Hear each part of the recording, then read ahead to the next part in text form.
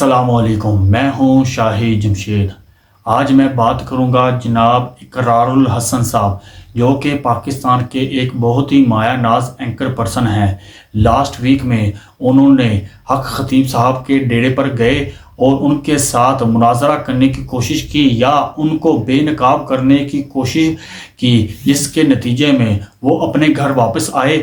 ان کے گھر میں کچھ نامعلوم افراد نے فائرنگ کی، جس کے نتیجے میں اقرار الحسن صاحب کو کوئی جانی نقصان یا زخمی وغیرہ نہیں ہوئے۔ اقرار الحسن صاحب نے قانونی کارروائی کرنے کا فیصلہ کیا ہے۔ آئے سنتے ہیں کہ اقرار الحسن صاحب اب کیا فرماتے ہیں۔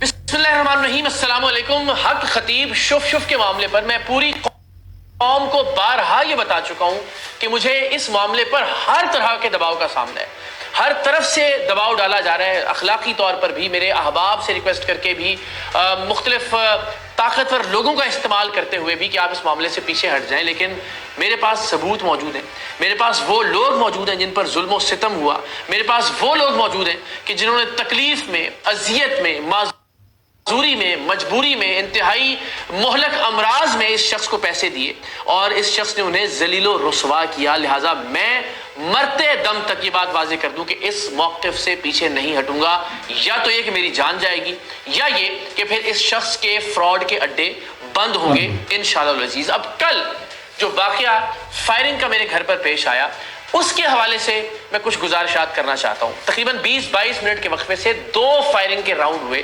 اور 1.5 درجن کے قریب گولیوں کے خول بھی پولیس نے وہاں سے برآمد کی۔ اور میں کسی ویرانے میں نہیں رہتا ہوں، لاہور کا پوش علاقہ ہے، لاہور کا سب سے سیکیور سمجھا جانے والا علاقہ ہے DHA۔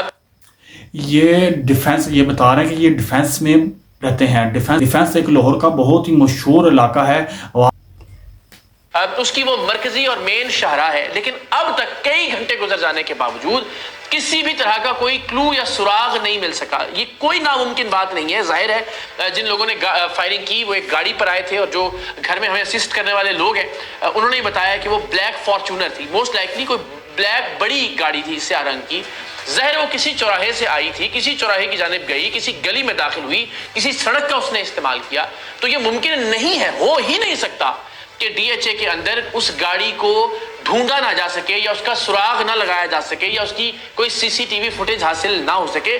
ہر دوسرے گھر کے اندر CCTV کیمراز موجود ہیں، سیف سٹی لاہور کے کیمرے موجود ہیں، DHA کی اپنی سیکیورٹی ہے، ہمارے سامنے ایک سکول موجود ہے، اس پر یقیناً کیمراز موجود ہوں گے۔ تو انفارچونیٹلی اب تک معلوم نہیں ہو سکا کہ یہ فائرنگ کرنے والے کون تھے، اور میں نے از حد احتیاط کی کہ کہیں ایسا تاثر نہ ملے کہ میں کوئی وکٹمائزیشن کر رہا ہوں یا کوئی بلیم گیم کر رہا ہوں، یا جان بوجھ کر جس شخص سے مجھے اختلاف ہے میں اس پر الزام لگا رہا ہوں، چاہے وہ حق خطیب ہے یا اس کے علاوہ جن بہت سارے لوگوں کے خلاف ہم نے پروگرام کیے ہیں۔ میں نے اب تک کسی کا نام نہیں لیا، میں نے کوئی الزام نہیں لگایا۔ میں نے جو درخواست جمع کروائی اپنے بھائی کی وسود سے، اس میں بھی ہم نے کسی کو نامزد نہیں کیا، کسی پر الزام نہیں کہ پولیس اپنا کام کرے، پولیس تفتیش کرے، پولیس سامنے لے کر آئے کہ کون لوگ تھے، اور الٹیمیٹلی تفتیش کر کے یہ معلوم کرے کہ ان کے پیچھے کیا محرکات تھے یا کیا موٹیو تھے۔ لیکن یہ بڑا ظلم ہے میری ذات کی حد تک۔ مجھے جتنا برا بھلا کہنا ہے، ان کے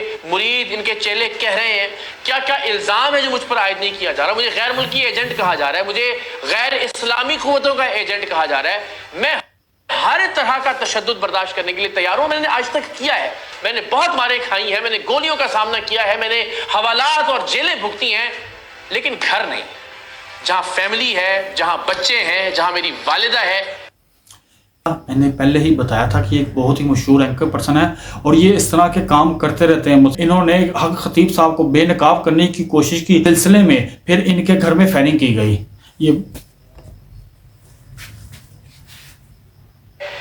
یہ لمٹ کراس نہیں ہونی چاہیے تھی۔ میں نے اب تک انتظار کیا ہے کہ انتظامیہ یا پولیس کسی نتیجے پر پہنچے، لیکن جس کسی نے بھی یہ کیا ہے یہ ناقابل معافی ہے۔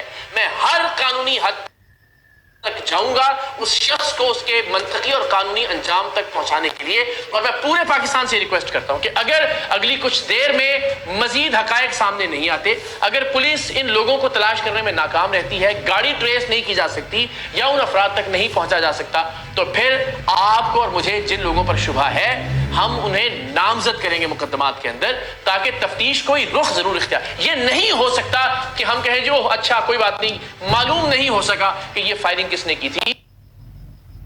یہ کوئی چولستان یا تھر کا علاقہ نہیں تھا, یہ لاہور کا ڈیفنس کا ایک مرکزی اور مرکزی شہرہ کے اوپر واقع گھر کے سامنے پیش آنے والا واقعہ تھا. تو اس واقعے میں ملوث لوگ اگر کیفر کردار تک نہیں پہنچ سکتے تو پھر یقیناً شہر بھر کی, صوبے بھر کی اور ملک بھر کی سیکیورٹی پر بہت بڑا سوالیہ نشان ہوگا. سو میری جانب سے ہرگز اس معاملے پر کسی طرح کی کوئی معافی نہیں ہے. قانونی طور پر میں ہر حد تک جاؤں گا, اس لیے کہ جس بدبخت نے بھی یہ کام کیا ہے اس نے لمٹ کراس کی ہے. گھر کے لوگوں کو, اہل خانہ کو ہراساں کرنا, بچوں کو اذیت میں مبتلا کرنا, یہ میری ذات کی حد تک میں اب بھی حاضر ہوں, میرا سینہ حاضر ہے. آپ گولیاں چلائیے, میں چل کر گیا تھا خطیب صاحب کے آستانے پر بھی, اور اس کے علاوہ بھی جن جن لوگوں کو میں نے بے نقاب کیا میں خود ان کے پاس گیا. اب بھی جانے کے لیے تیار ہوں, ہر طرح سے ان کا سامنا کرنے کے لیے تیار ہوں, لیکن فیملی کی حد تک نہیں جانا چاہیے تھا. اور میری آپ سب سے ریکویسٹ ہے کہ اس معاملے میں ضرور مجھے بتائیے کہ ہمیں قانونی طور پر کیا کرنا چاہیے. میرا گمان یہ ہے کہ ہمیں جن جن لوگوں پر شبہ ہو, اگر پولیس کی تفتیش کسی حد میں نتیجے تک نہیں پہنچتی اگلے کچھ گھنٹوں میں, تو پھر ہمیں ان کے خلاف نام لے کر باقاعدہ قانونی کارروائی کا آغاز کرنا چاہیے. آپ سب کا میں ایک مرتبہ پھر بہت شکریہ ادا کرتا ہوں. آپ نے بہت سپورٹ کیا, کل سے اب تک بہت ساری دعائیں دی, ہر طرح سے آپ ہمارے ساتھ کھڑے ہوئے. آپ سب نے بھی ایک شخص کا نام لے کر